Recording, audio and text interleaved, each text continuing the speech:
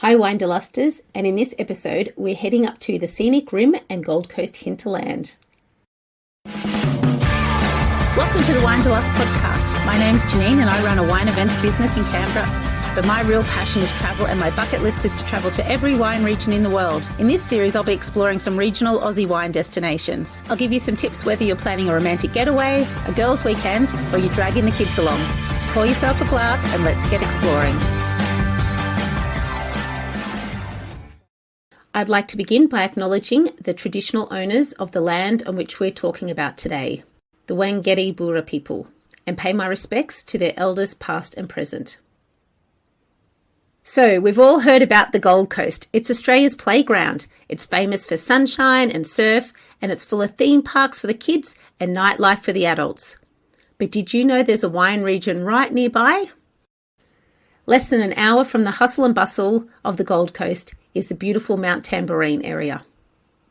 There's some wineries and several cellar doors, among many other things to see and do there. The place name of Tamborine comes from the local Indigenous language meaning wild lime, referring to finger limes in the area. Witches Fall is a section of Mount Tamborine, which was declared a national park way back in 1908. It was actually the first national park in Queensland and only the second national park declared in Australia. The area is remnants of a volcano that erupted some 23 million years ago, and it still shows the legacy of cliffs, rocky outcrops and waterfalls. This region is home to about 85% of all the animal species found in the Gold Coast area.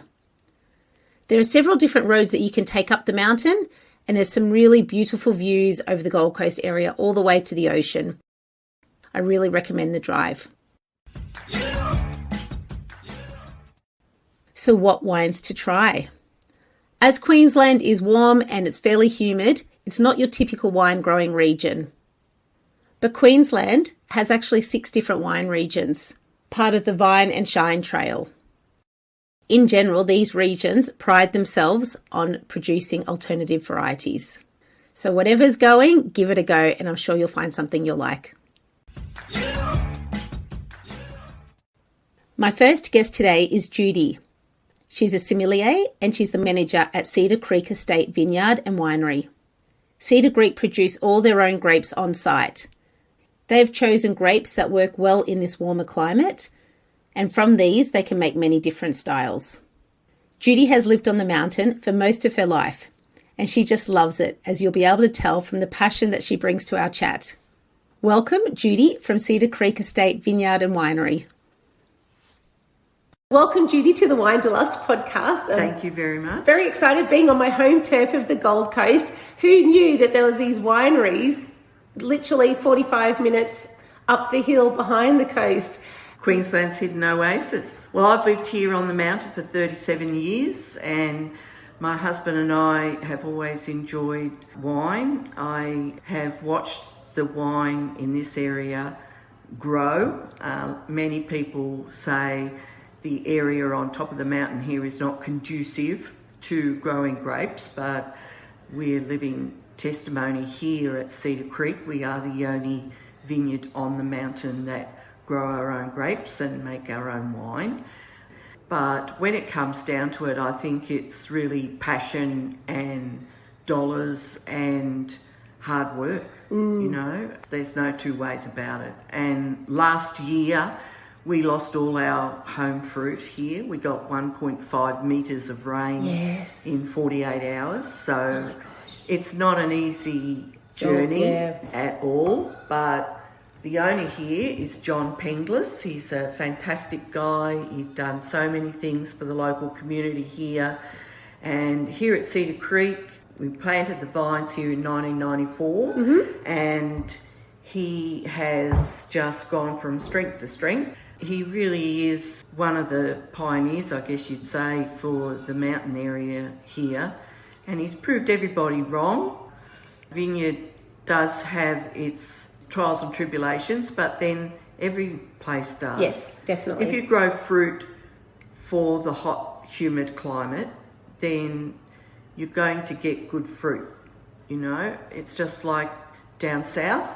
If you grow fruit for the colder conditions, you're going to get good fruit. Yeah. So what grapes do you grow here? Chamberson. Yes. Yeah, the mainstay here. It's a very thick, red-skinned grape that is the only one out of the 10,000 different grape varieties in the world to make grapes from that has red flesh as well. So we're able then to do many different things with it, and we do a wine here that we call Revelation Red, and it started out as a mistake because back in the year 2000, which was the first harvest, commercial harvest here, John saw up the road, because not far up the road was actually the first vineyard planted here on the mountain, and the guy, Roger, that originally planted it passed away, and of course the young ones coming through didn't want to carry on, so they sold it, and it's not the same anymore. Of course, the netting of the vines, John didn't want to net the vines because he could see the birds getting caught up in the nets, and he loves the nature. Yeah. So he said, no, I'm not going to put nets on the vines. So the rainbow lorikeets from Currumbin Bird Sanctuary ascended upon the vines here and consumed 4 tonne of fruit in a week. So they didn't even get lift off. They were so drunk from consuming all the fruit. So John put the word out. The fruit got to the locals to come help get the fruit off the vines, and the winemaker at the time was Peter Scudmore Smith. He's a master of wines, and we only have 7 masters in Australia. He's one of 7. When he saw the fruit, he said, well, what the hell am I going to do with this? Because it wasn't at its full ripeness. But John said, well, I want you to make a wine, and a bloody good one, thank you very much. So that's when Revelation Red was born. And it is our Chamberson. It's made from the flesh of the grape only. And it is sweet to the palate to start off with, and it has a dry finish. Nice. It's beautiful with pepperoni pizza. It's our signature wine. Now John leaves 2 rows of vines unnetted every year to say thank you to the birds. That's fantastic. I was going to say, because you do have a few of the favourites like your Shiraz, Sem Sav Blanc, but then you've got some alternatives like Verdelho and your Chamberson you were just mentioning. And I was just going to say there's some intriguing names. So you've told us about Revelation Red. And then there's Seduction. Yes. It's another red that we make from the Chamberson. We cup the fermentation, a bit like Moscato. During a Moscato is a style of wine that is always sweet, can be made from any grape variety, but the fermentation is stopped to keep that residual sweetness into the wine and stop the alcohol content from getting too high. And so that's what's done with the Seduction, to keep the alcohol content low. And people just love it. It's absolutely beautiful. The Revelation Red is higher in alcohol, just like a late harvest can be higher in alcohol, but the Seduction is the lighter one. And we sold out before Christmas. We have to wait now till after the next harvest, but it really is. It's like alcoholic Ribena. I can see how that would be popular. Very popular. Very popular. On site, you've also the Queensland Wine Centre. Yes. So can you tell us? So before COVID and before all these natural disasters, Queensland Wine Centre was opened up to reach out to some of the premier wineries throughout Queensland. There was 192 vineyards throughout Queensland at the time. Through all the weather and health events that have occurred, we've lost 50 vineyards in total in Queensland. That's huge. That are not coming back online, which is very sad. It's not advertised. People don't know about it. People don't know really about Queensland wine that very much at all. If at all, they hear about the Granite Belt. The Granite Belt is the largest grape growing area of Queensland. But there are several other smaller areas of Queensland that do grow grapes and thrive, really. North Burnett, South Burnett, we have many little areas. We've actually John's put a map up of Queensland under glass out here on our veranda and got all the wineries listed and all the areas on the map circled. There are still a lot of vineyards around in Queensland. I urge local folk, and particularly as domestic tourism seems to have taken on with an extra bang, to really get out there and explore the local wine areas of Queensland, because they are beautiful areas and they really are surrounded by subtropical, well, in our area here, subtropical rainforest. But, you know, all over, wherever you find the wine areas, they usually are surrounded by gorgeous scenery. Yeah, so I agree. you can't go wrong. If you seek out the local vineyards, you're seeking out beautiful area of Queensland. So you have representation of different wines from all over Queensland We here were, as well. yes. Now, because of this weather event, none of the vineyards except for Ballindine Estate and Moffatdale Ridge have enough fruit to supply as wholesale for us to help represent them. But when they're all back online again, I'm sure that will all come back into fruition again. Excellent. Because John is only too pleased to create that buzz for the industry in Queensland. Neighbouring wines. Yeah. So, as I was saying, this is Cedar Creek Estate, has heaps going on here. Absolutely. So you've got the cellar door, some Queensland Wine Centre, other wines, but you've also it's a wedding venue.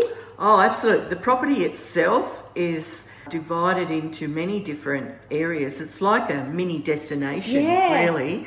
There's glowworm caves that John had man-built, but during the drought time, the natural glowworms in the rainforest were dying because there wasn't enough moisture to keep the natural glowworms surviving. So John came up with the idea of creating an environment that the glowworms would survive in the daytime for visitors to come visit, instead of people trampling through the bush through the night and destroying the natural flora of the rainforest. And they've been so successful. Our glowworm caves here really proven themselves over and over again.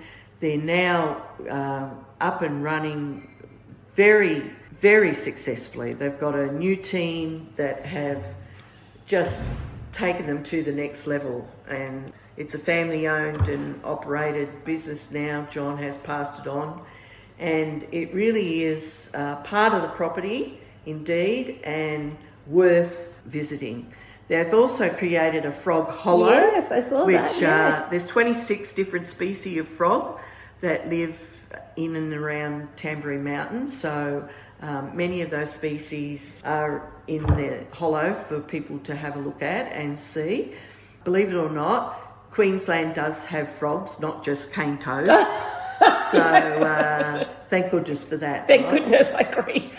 So the whole family's sorted. Mum and Dad can come and do a wine tasting. Absolutely, and the kids can check that usually is what happens. You know, people come, they don't even realise that there's wine here, and either mum or dad end up taking the kids through the glowworms, and both mum and dad go to the glowworms, and then both mum and dad come through for a tipple afterwards. So everyone is happy.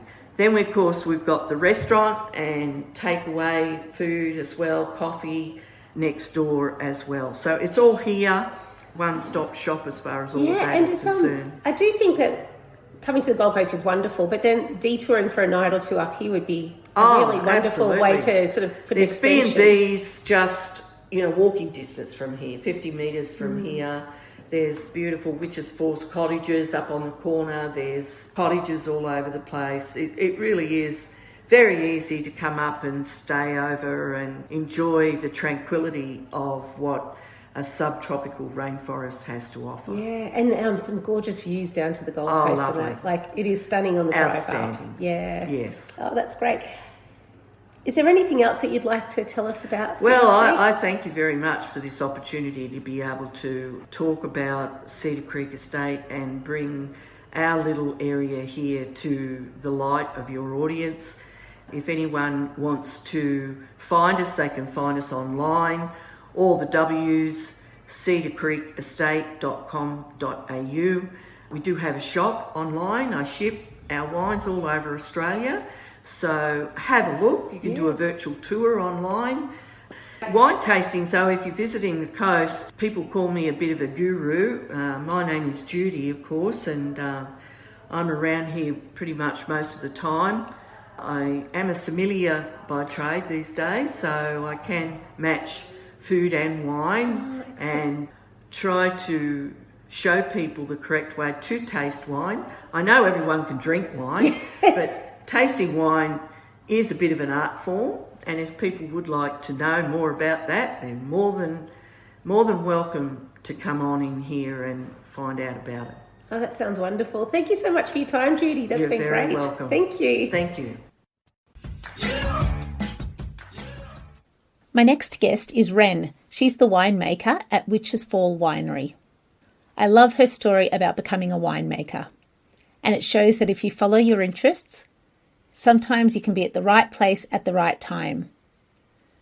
She also talked me through a tasting, and you'll hear about some of the wines here. Welcome, Ren, from Witches Fall Winery. Welcome, Ren, to the Winederlust podcast. You're the winemaker out here at Witches Fall Winery up in beautiful Mount Tamborine. I am.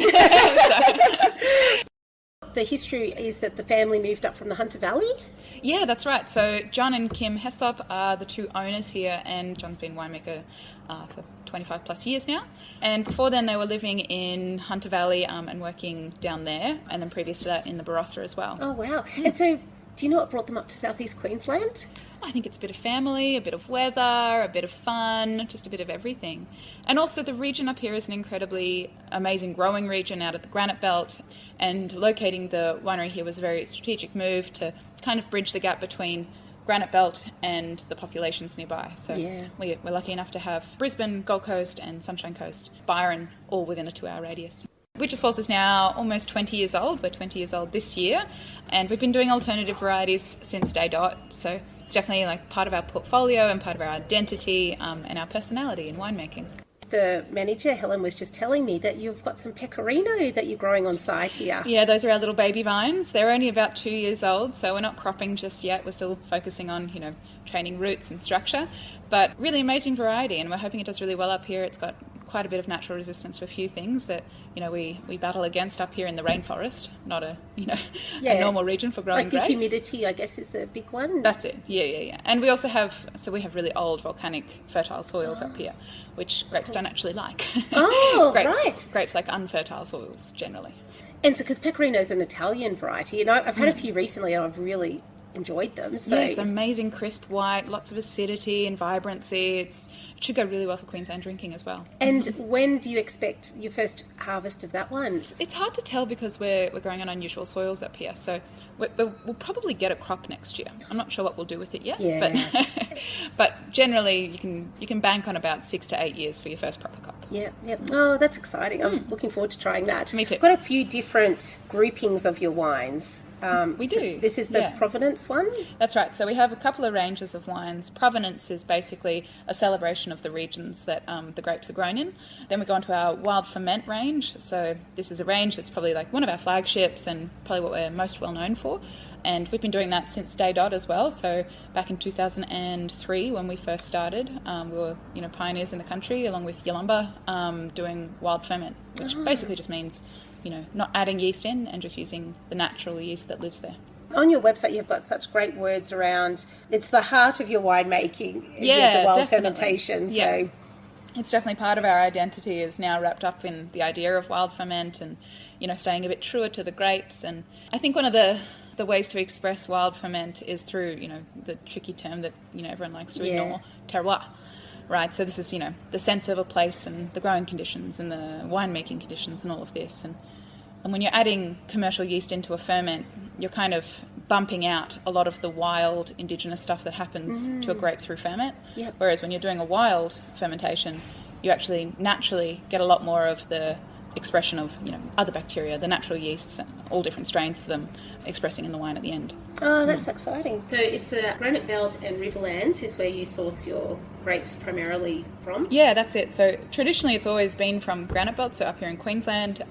However, in 2020, when it was, just an awful year for everyone, especially wine industry, the Granite Belt was hit by drought first, and very extreme drought, and then it was hit by flooding and then bushfires. Yes, so just all three at once, and it meant that we got 2% of our normal yield that year, which was awful. We would have had to close and, lay people off and do all these dreadful things that we had, no hopes of doing. Yeah. But luckily, John, owner and winemaker here, he kind of saw the writing on the wall with that happening, and got in pretty early, reached out through a bunch of old uni mates to find someone else with some fruit going.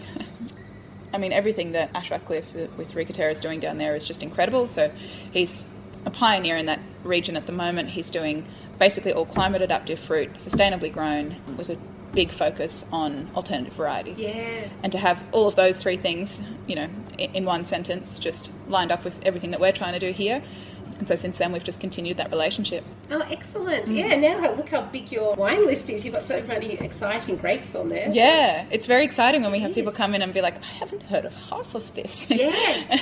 Yeah, I feel really privileged that I get to, run a cellar and, coordinate grapes coming and going and see how they develop and mature and, make all the calls on that and work in such a beautiful place where, we're friends with everyone. Yeah.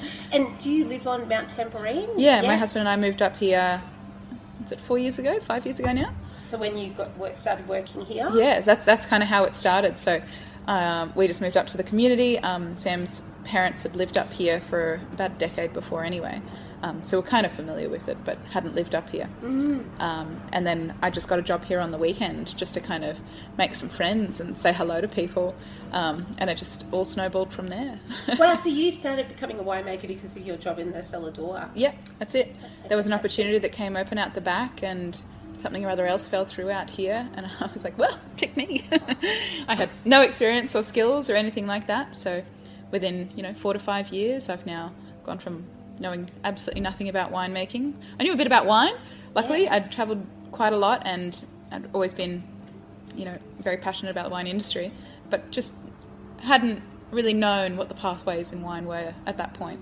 And when this one just opened up, it was just, good timing. And luckily, John and Kim gave me a shot and they supported me through my studies and just slowly handed over more and more responsibility, and I now get to call myself a winemaker. How fantastic. Congratulations. That's Feels that's good. so wonderful, isn't it? But in the meantime, we're starting off with some Verdelho. Absolutely. So, Verdelho, this comes from Granite Belt. So, Granite Belt is like the area of Stanthorpe, and it's the coldest region in Queensland. So, it's about somewhere between 700 to 1,200 metres above sea level, which is quite a lot. Yes. So, we're about 500 up here on Mount Tambourine. So, you go basically double that for the average of Granite Belt. And that elevation means that it's a cool climate growing region. So Verdelho is probably the number one wine that is associated with the Granite Belt. So it's probably their signature. So it grows really well there. And Verdelho is an amazing grape. And it's just perfectly suited for not just Queensland drinking, but Australian afternoons in the sunshine, by the beach, with a bucket of prawns. Yeah. So if you throw your nose in, you'll immediately pick up. It's a bit grassy, it's a bit green, it's nice and citrusy, it's got all of those like beautiful, light, bright, vibrant notes going for it, and it just makes it one of those drinks that goes down a little bit too well sometimes. No, it smells beautiful. Give it a swirl as well. On palate, like it's clean and crisp, exactly like we were talking about with the nose and all those scents of citrus, but you get these lovely notes of lime and pineapple that come through. A nice dry finish too. Absolutely. Yeah. So basically all of our wines here are dry except for our Moscato and our dessert wines. So they're definitely not lacking fruit though, so you wouldn't be mistaken for thinking that it, maybe, you would associate that with a bit of sweetness, but they're all dry and it's just the intensity of the fruit flavours coming through. Yeah, that is very easy drink. So next up is Nero d'Avola, and is this, it's from Riverlands, I can see on the label. Mm-hmm.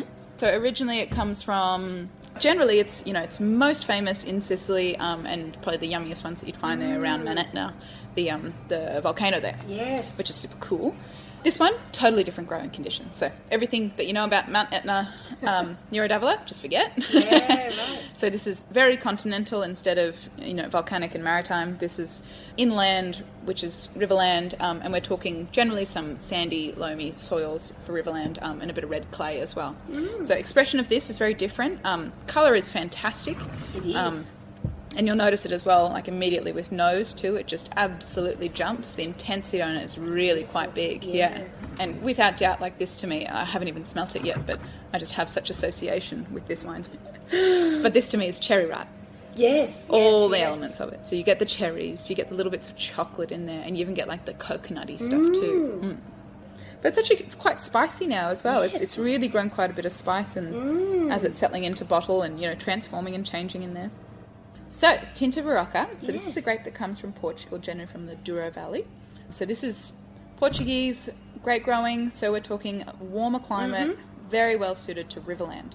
Tinta Barroca can be made in two ways. So as a dry red, a table red, like what we're drinking now, but also as a fortified, so as port. And we've actually done both. We thought, if they're doing it over there must be a good reason. Why don't we do it here as well? Yeah. So when we get our harvest come in, we actually split a portion aside and we fortify. So that's maturing in barrel at the moment, and I think our first vintage is about 3 years along now. Maybe end of this year, we might think about bottling that one and releasing that as a single varietal fortified, but also equally as nice as a dry table wine as well. Because I've heard of Tarica, but I hadn't heard of this one. Oh, okay. Portuguese varietals will probably come into their own in the next little while in Australia. Portugal and Spain have very similar growing regions to Australia in a lot of areas. Yes. We're now moving up into, the climate adaptive, climate suited plantings. Oh, that's nice, isn't it? It's nice, isn't it?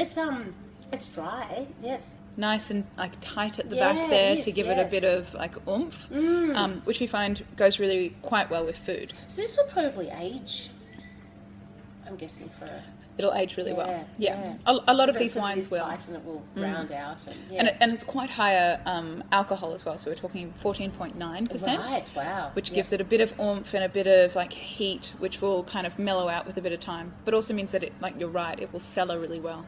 So all of that, vibrancy and oomph that you get with that'll kind of mature and soften with a little bit of time too. Yeah.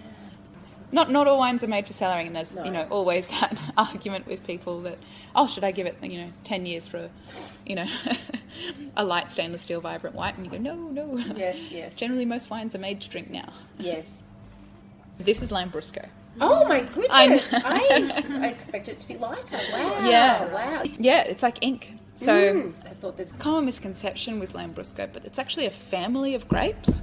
So there's not just a single type of Lambrusco, there's actually a whole bunch. So you can find quite light, quite bright Lambrusco made in the sweetest style, or you can find Lambrusco made as a dry table wine in Emilia-Romagna in Italy, and it'll look much more similar to this. Yeah. But this colour is just, it's knockout. Yeah. You see it cover the glass and the whole glass turns pink before you even get the legs.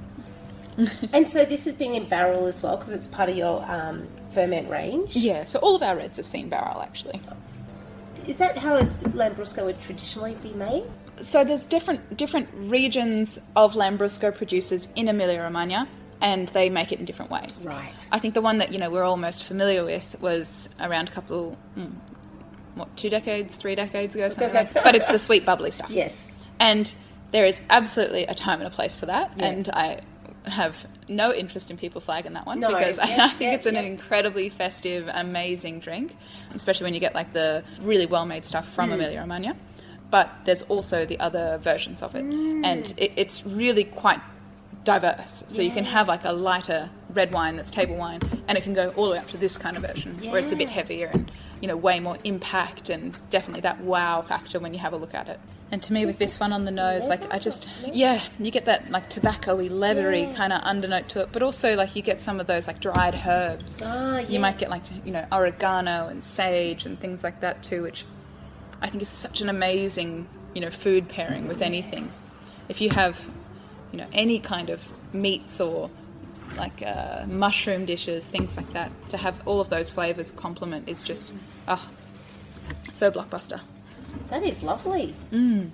Yeah, I would never have picked that as a Lambrusco. No, definitely not. It's definitely like a different interpretation of the variety, just to give it new life. And I suppose dealing with preconceived conceptions of how a wine is made and, you know, should taste, and then exploring that and thinking, well, actually, this is actually made in a whole bunch of different ways around the world, and maybe we should, you know, push the boundaries of expression and do something unique. Yeah, no, that's delicious. We also do a cider tasting as well. So in the same way that we make wine on site, up here we also make cider. Very, very similar to winemaking. Is that come from the Granite Belt? Because that's a massive apple district there. So all of the apples for our ciders come from out of Granite Belt, and we do 4 different ciders. So we do a Pink Lady, a Granny Smith, we do an apple and ginger, and then we also do a rosé cider. So that's got a little bit of wine in it to give it a beautiful pink blush. The name, I heard, came about by the branches, or the tree branches? It's a really, really cute story, actually. Back in the day, Mount Tamborine was mostly dairyland, and there was a family that lived up the top just behind here, and it was the little girl's job to go and round up the cattle of an evening. She used to go and round up the cattle, and she'd have to walk down to the bottom of the waterfall that perches just off the west-facing side of the cliff, and she would, you know, go from the bottom of the waterfall, calling all the cows back home as it was, you know, the sun was setting. And as she was doing that, sunset up here is, or dusk, that twilight time, is very, very special up here because we're in a rainforest and the forest just comes alive. So you have all of the birds and bats and frogs and insects just making this incredible deafening chorus. And apparently she would hear that and think it was like the witches at like witching hour kind of thing as she was bringing the cows home. Poor thing must have been terrified. Yeah. But that's what coined the name. So that waterfall is now called Witches Falls. Thank you so much. This has been really wonderful. Thank you very much for your time. I appreciate it. Thank you for the conversation. It was lovely to talk about it.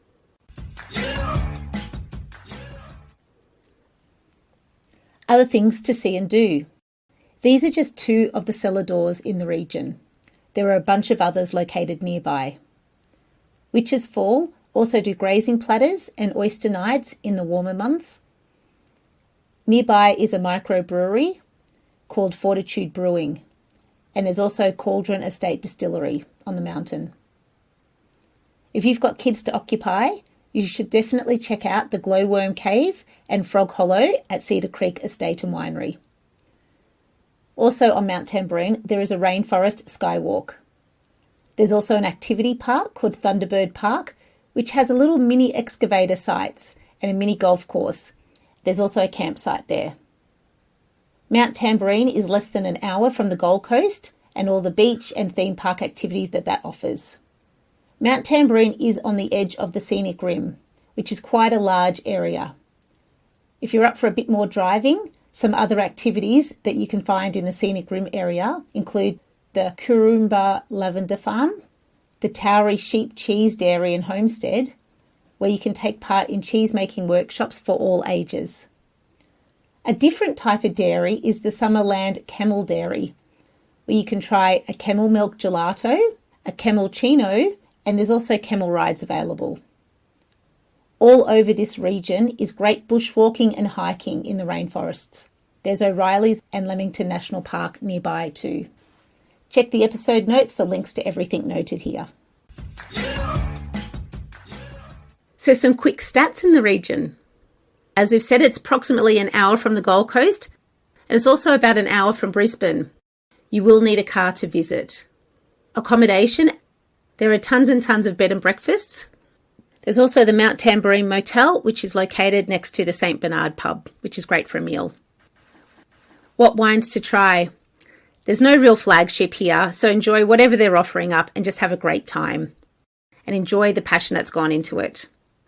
I think the Scenic Rim and Gold Coast Hinterland is a little bit of a hidden gem that maybe people don't know about. It's sometimes really great to detour a bit from where everybody else is going on holidays, and this is the perfect spot. Until next time, happy wine travels. Thank you so much for listening. You can subscribe now to get each episode as they drop.